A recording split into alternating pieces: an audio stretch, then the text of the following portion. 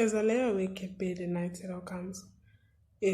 all comes back to me like a wave and takes me with it. A voice comes too, one that says, "Don't allow it to happen." But my heart says it's okay. It says it's okay, let it be. Let the wave swift you to peace, to comfort, to satisfaction. But most of all, let it swift you to a place where your emotions matter like everyone else's. It says you have cried enough. You have buried enough hurt, blame, and tears. Now's the time to let them surface. Let them be known, felt, and sin. No one will understand them as always, but it will be worth it. I know. Trust me. And in that instant, I felt it.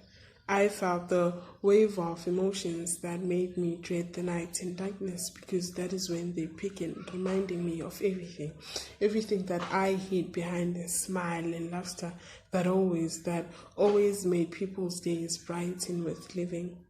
Pity doesn't make mine shine. The voice reminds me that I told you not to allow it to happen. It says, look at how miserable you look right now. Who do you think is going to love such a broken soul? Who do you think is going to love such a scarred person?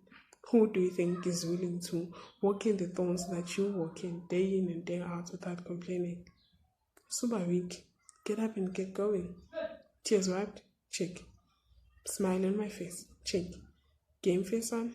Check. That is the person they love you for. Don't forget that. As I lay awake in bed at night, I allow the waves to swift me to eternal happiness. And it feels so amazing. It feels so much better than when the light comes, because then I'd have to listen to the voice. I don't want to listen to the voice.